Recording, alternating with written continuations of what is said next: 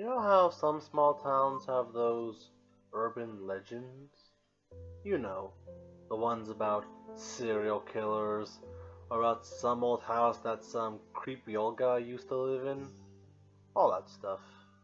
Well, my town's no exception. Almost every day I'm hearing some new story like how a man murdered his wife and turned her into a souffle that he fed to his family. Or about a kid who murdered dogs just for the fun of it. There's even a legend about an old oak tree that apparently over 50 teens committed suicide on. They're all pretty laughable in my opinion. Most of them were proven fake over time. But there is one story that still sticks with me. Not because of how silly it is, but, well, I probably should start from the beginning. My town I lived in definitely wasn't a pretty town. It was an old, run-down place with many abandoned buildings on almost every street corner. But it wasn't the shape of the town that was the problem. The problem just be just how shitty the schools were. I mean, they were pretty much a joke. They could even call themselves proper schools. To put it nicely, these schools were the equivalent of an insane asylum. Well, in my opinion, at least. Almost every day I'm hearing some new story on the news like about kids playing horrible pranks on their teachers, graffitiing all over the buildings. I even saw on the news yesterday that some teen boy set fire to all the girls' bathrooms, but he was never caught. Not that that surprised me.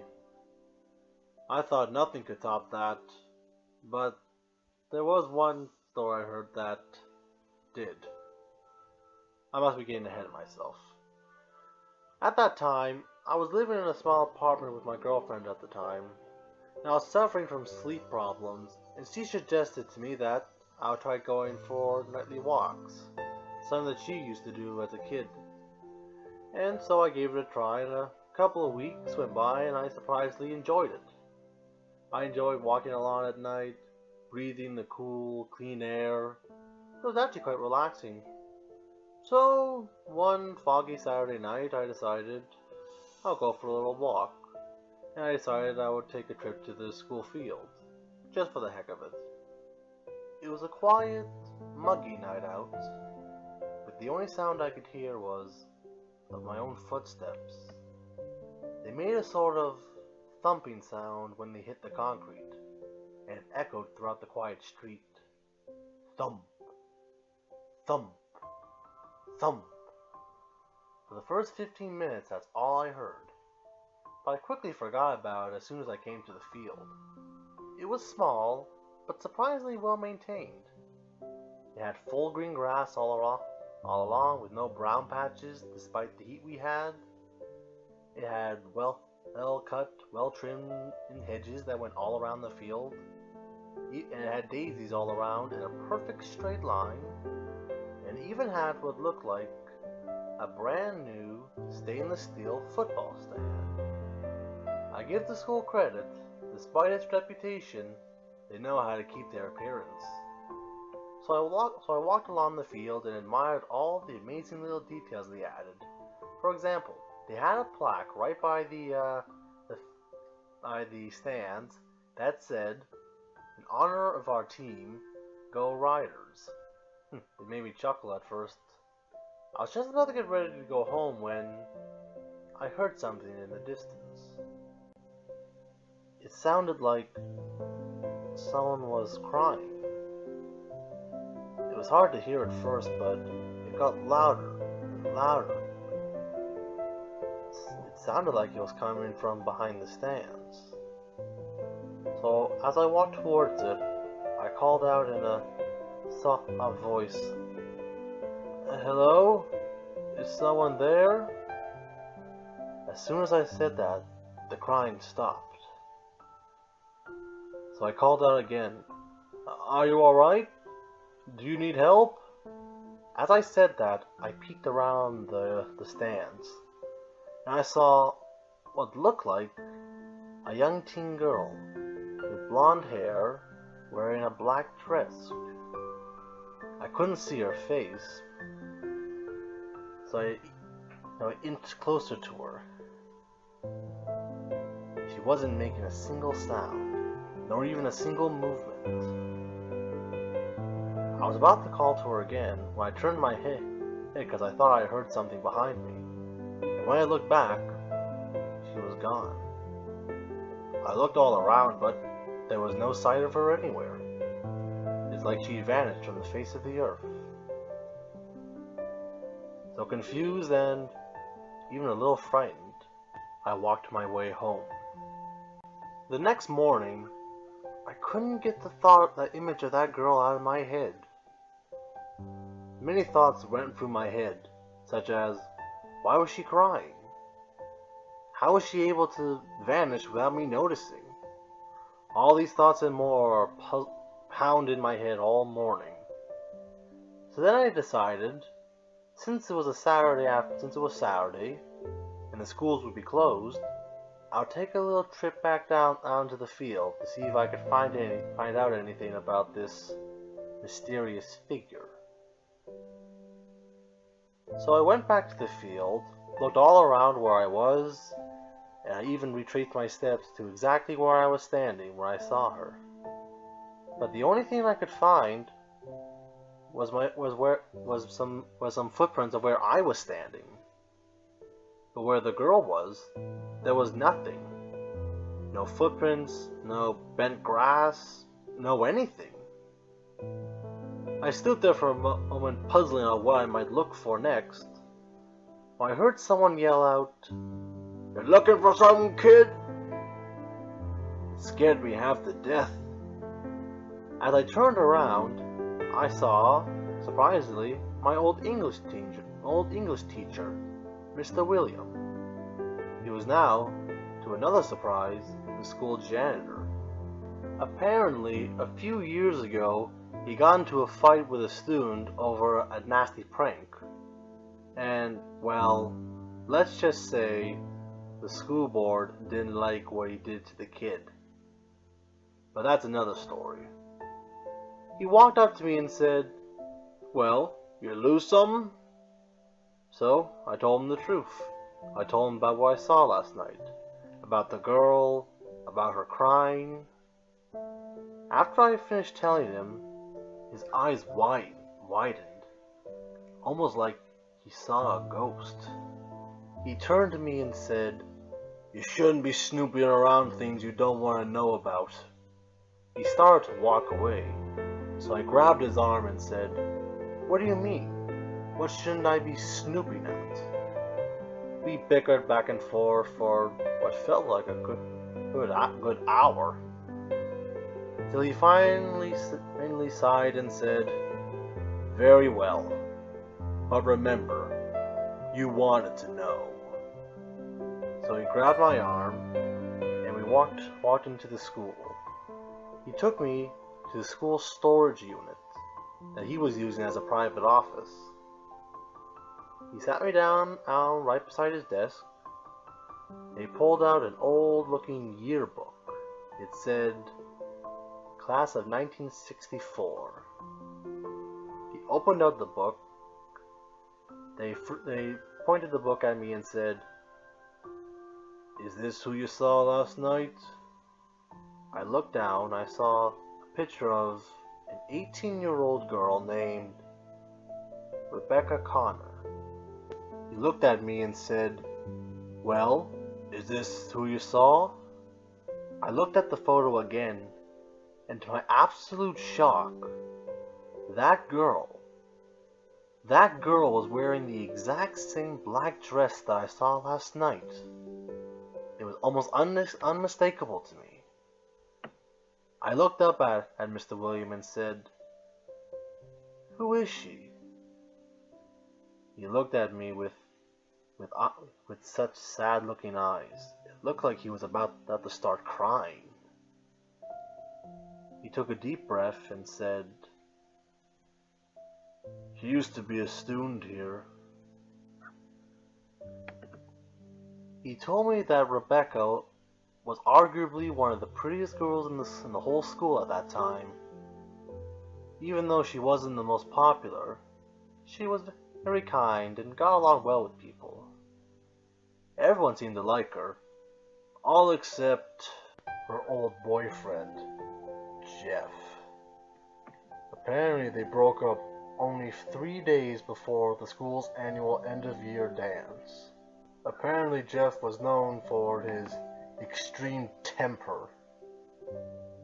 So apparently the night of the dance, Rebecca was walking towards the school entrance when Jeff grabbed her, beat her, raped her, and then slit her throat, all while behind the old football stand. He turned to me and said, "That wasn't even the worst part." He told me that the next day, the principal and another teacher found her body.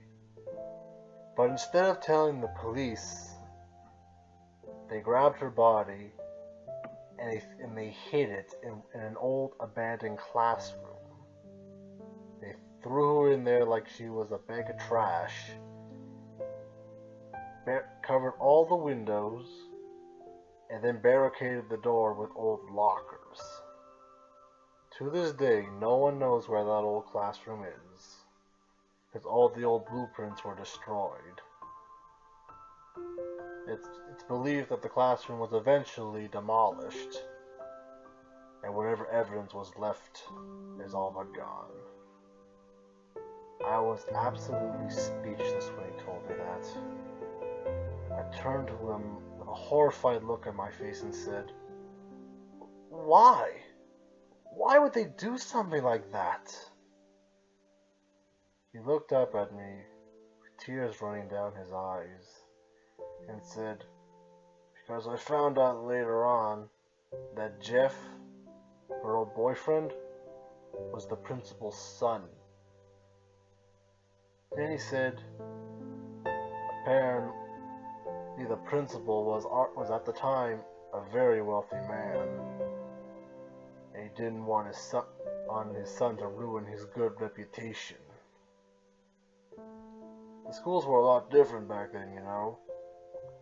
Reputation was everything. So I guess he did what he thought was the best way to keep his reputation good. Make it so she never existed. And that's what happened. For two months after, he wiped out all records of her, and made up some excuse that she moved away.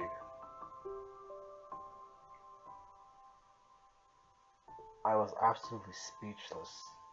I had so many questions I wanted to ask him, but I was just too shocked to even ask them. So without even a second thought, I got up and I just bolted right out of the school. And I ran straight back home. And for that whole night, I just sat there, just letting the thoughts of what I heard finally sink in. The next day, I finally came to my senses. I needed to know how he knew all this. I needed to know. For my own sanity, for the sake of knowing who knows what, I just needed to know how he knew all this. So I stormed over to the school, but when I got there, police cars and ambulances were all over the place.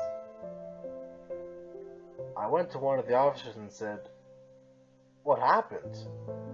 He said, "Apparently the janitor committed suicide last night. He hung himself in his office." I was in total shock and horror. He said, "What, did you know the guy?" I told him, "He was my old English teacher. I just spoke to him yesterday." He said, "Well, maybe you can answer this then. When we found him, he was holding some old book looked at some old yearbook from the 1960s. And on his note he said he wanted to know and I couldn't take it. What do you think this means? I was in absolute shock. This meant that when I asked him to tell me the story, it was too much for him to take. And he must have killed himself because the pain of remembering was too much. I never answered his question. I simply walked. I walked with an absolute horrified look on my face, and I ran back to my house. I was so puzzled that I felt there was only one thing I could do. I had to go back. I had to confront her. Maybe if I told her that I knew, maybe that would help her. I know it doesn't sound like it makes much sense, but at the time, I wasn't in the right state of mind. So that very night, I walked over to the school. Once again, a very quiet night. I went to the school, and I sat on the football stand. I just waited to see if I can hear her crying again. Hours went by. I was about to get ready to go home when I started to hear it again. The crying behind the stands. So as soon as I heard that, I bolted behind the stands. And there she was again. Once again, her back was facing me, and I couldn't see her face. I cried out, "I know what happened to you, Rebecca. I know what happened." The crying stopped. She froze perfectly still. I cried out again. Unlike last time, I heard her say something. It was very frail at first. I couldn't hear it.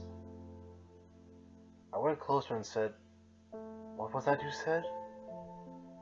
And I heard a faint cry. "Why?" I didn't know what to say. I walked closer. I reached my hand out to touch her when she suddenly turned her head. Oh God, when I saw her face. Oh God, what I saw. Her face was a pale blue with a white glow around her. Her eyes, she had no eyes. Her throat was gouged wide open, with blood spewing, thick, chunky blood coming out of her throat. Then she screamed in a horrifying cry. "Why?" Over and over again. I was just so terrified. I couldn't move. Till finally my senses kicked back in and I just ran. I didn't care where I was going, I just had to run. And everywhere I went I could just keep hearing that word. Why? Why? Why? Over and over again. It was driving me crazy until I finally came back to my apartment. I slammed the door shut and I felt safe. But I didn't feel safe for that long. The next day, I packed everything up, and without even so much as a warning, I got the hell out of that town. It's been over a year since I left, and I'm still haunted by that face. I'm still haunted about what happened to her.